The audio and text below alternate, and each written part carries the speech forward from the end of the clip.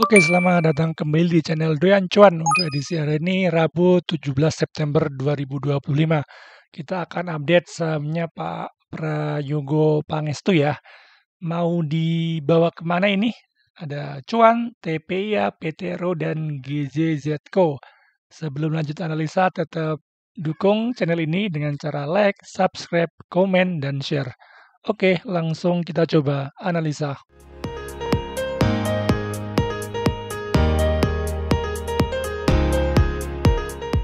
Oke, kita update IHSG untuk hari ini ditutup naik kembali ya 0,26%. IHSG luar biasa naiknya ya, sudah 1, 2, 3, 4, 5 candle naik terus ya. Dan selalu bikin higher high, sangat uptrend. Supportnya cukup jauh ya, dari MA20-nya sudah cukup jauh. Sangat uptrend, berada di atas MA200, MA50 dan MA550 dan MA20-nya. Untuk IHSG saat ini akan uji resistennya ya di angka psikologisnya 8.000 ya. Untuk IHSG cukup bagus, apakah akan break 8.000 dan bikin higher high kembali? Untuk momentum MACD-nya pun masih bagus ya, akan golden cross ke atas ya. Untuk IHSG sepertinya akan uji 8.000 lagi dan mungkin akan terkoreksi ya, karena memang belum ada koreksi ya, dan koreksinya pun sepertinya akan koreksi sehat aja, karena memang sudah cukup jauh dari supportnya ya, di sekitar MA20-nya ya. Masih cukup bagus untuk IHSG, akan uji resisten di 8.000 di beberapa hari ke depan. Oke, saham pertama ada Cuan. Untuk hari ini ditutup menguat ya, 2,38%. Untuk trennya Cuan sebenarnya masih uptrend ya, bergerak di atas MA200 ya, ini sempat downtrend dan sudah break MA200 dan bertahan terus ya di atas MA200, dan saat ini sebenarnya Cuan lagi konsolidasi ya, setelah breakout MA50-nya ya, MA50 dia di breakdown dan sudah mantul ya. Untuk saat ini Cuan lagi ada di area sideways-nya ya, konsolidasinya ya. Untuk support terkuatnya ada di 1400, untuk resistennya ada di 1700 ya. Resistennya sudah 3 kali diuji ya, dan turun, dan untuk supportnya sudah 2 kali ini ya. Apakah ini Cuan akan naik kembali untuk uji 1700-nya? Untuk prestasinya cukup bagus ya, karena dia ini ada support mantul dan nggak dijebol ya, artinya dia nggak bikin lower low, dan saat ini sudah cenderung naik. Apabila Cuan nggak break lagi supportnya 1400, ada potensi Cuan untuk naik sampai ke 1600 ya untuk TP2-nya ya. Untuk TP pertama bisa di 1600, TP2 bisa di 1700.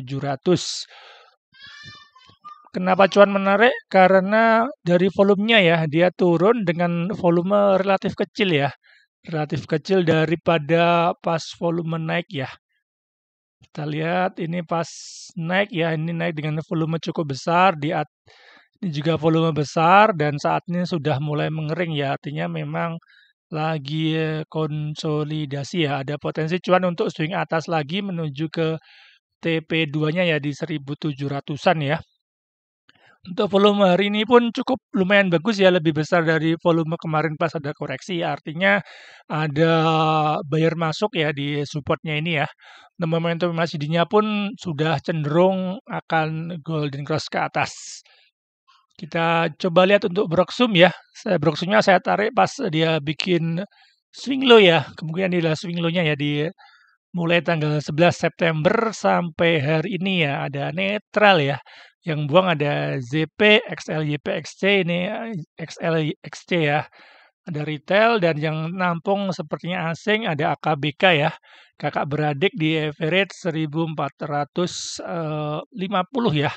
Jadi apabila besok dikasih koreksi malah bagus ya, artinya dapat harga di dekat-dekat average mereka ya. Jadi peluang cuannya cukup lebar ya. Tetap batasi resiko apabila Cuan breakdown lagi ya di supportnya ya, akan 1400 sepertinya akan turun lagi ya ke area swing low-nya ya di Fibonacci 0,7 di sekitar 1250-an yang ini ya. 1300 lah, 1300-an. Untuk cuan tetap bagus, artinya apabila dia bisa bertahan di swing low-nya ini ada potensi cuan untuk bikin swing low ke atas di ke target TP pertama di 1600, TP kedua bisa di 1700. Masih bagus untuk cuan, bisa buy on weakness. Oke, saham kedua ya, ada TPIA untuk hari ini penguat 1,25%. Secara trennya memang lagi cenderung downtrend ya, bergerak di bawah MA20 dan MA50-nya. Untuk TPIA saat ini lagi ada di support MA200-nya ya, support MA200-nya. Dan saat ini sudah cukup naik cukup signifikan ya. Jadi setelah IHSG rally dan TPA juga ikut rally sebenarnya ya.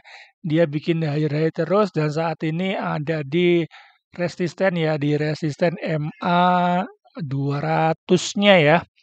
Untuk TPA apabila bisa bertahan ya di sekitar MA 200-nya masih ada potensi untuk TPA uji resisten di atasnya ya di 8.600 ya.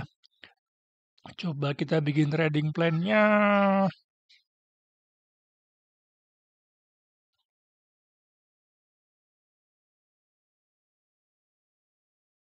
Untuk TPA cukup menarik ya sebenarnya ya.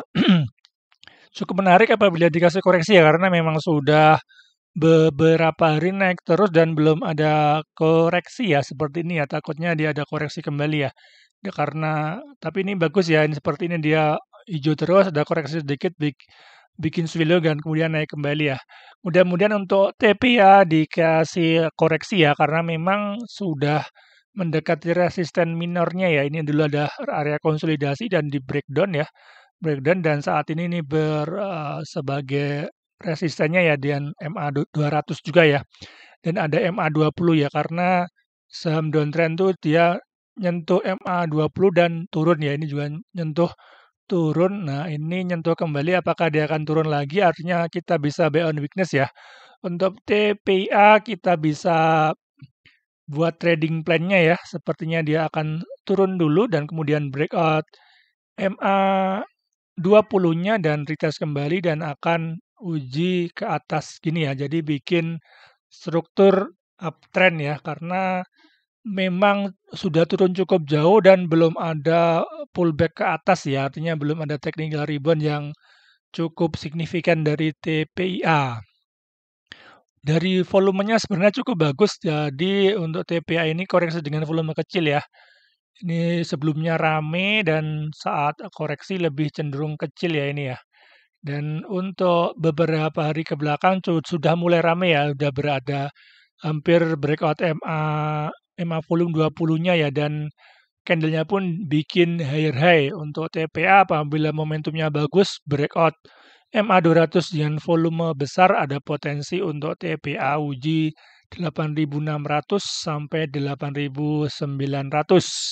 Untuk momentum MACD-nya pun sudah golden cross ke atas ya, artinya momentumnya sudah mulai ada pembalikan arah. Mudah-mudahan untuk TPA bisa dikasih koreksi ya, agar risk reward-nya cukup menarik.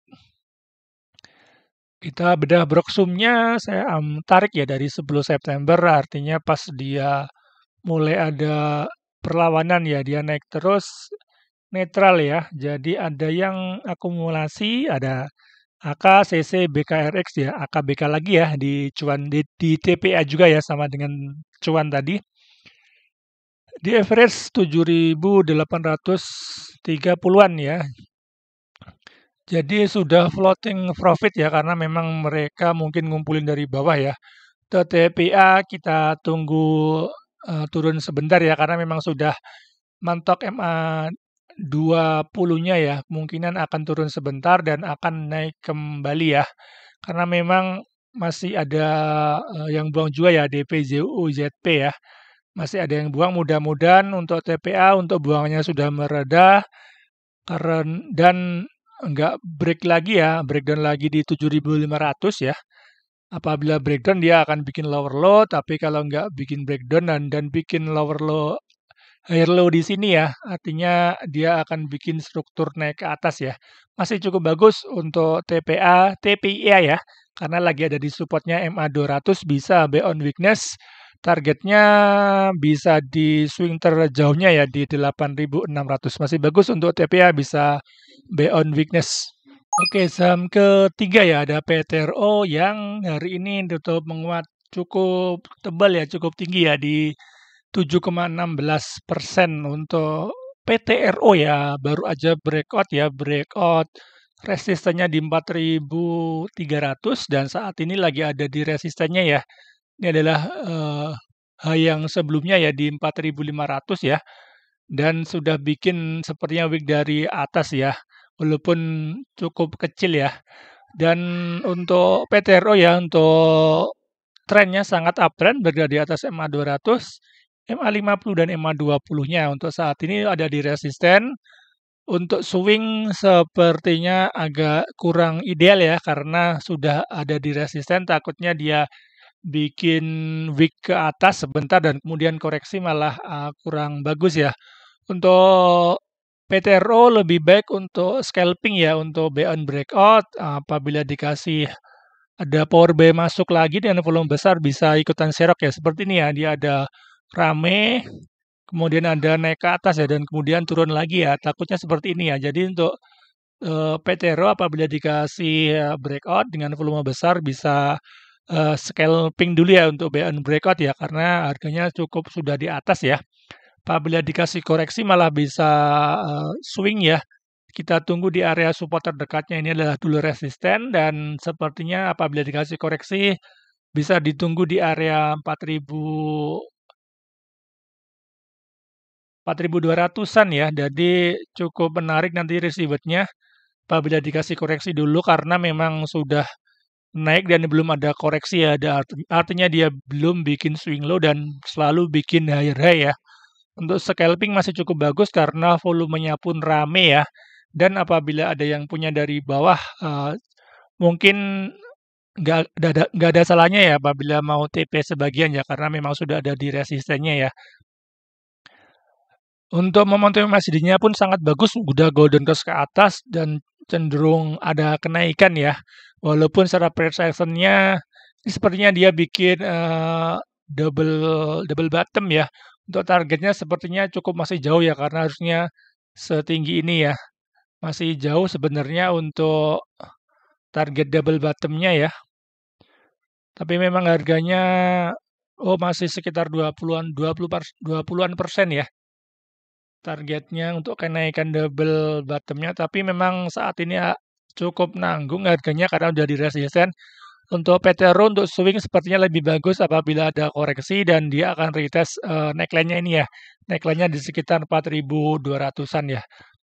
Kita coba bedah untuk Broksum-nya ya. Broksum-nya dari 10 September ya, artinya pas dia ada kenaikan ini ada support dan naik netral ya. Jadi untuk Petro naik tetapi Broksum-nya netral ya.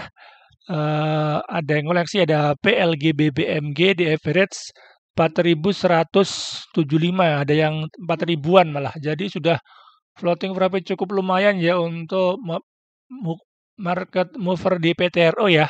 Apabila dikasih koreksi cukup bagus artinya masih mendekati harga-harga dari broker-broker ini ya. Jadi bisa kesempatan cuannya juga lebih besar ya. Untuk PTRO bisa buy on breakout untuk scalping, tetapi untuk swing lebih baik tunggu pas dia ada koreksi ya untuk tes uji neckline-nya ini ya. Masih cukup bagus untuk PTRO dijadikan watchlist. Oke, saham terakhir ya ada GZCO hari ini tutup naik 0,98%. Untuk trennya masih sangat uptrend ya, bergerak di atas MA200, MA50 dan MA20-nya. Untuk GZCO sepertinya lagi ada di area konsolidasinya ya, konsolidasi di atas ya. Ini adalah pas kenaikan volumenya besar masuk, ini konsolidasi dan breakout lagi dengan volume besar dan saat ini lagi ada area konsolidasi ya seperti sama ini ya. Dia ini 1, 2, 3, 4, 5 konsolidasi 5 hari naik dan ini sudah hampir 2 mingguan ya untuk GZZCO sideways ya. Untuk support saat ini ya bisa pakai support minornya dulu di sekitar 190 ini ya, 190 sampai 196 adalah supportnya ya.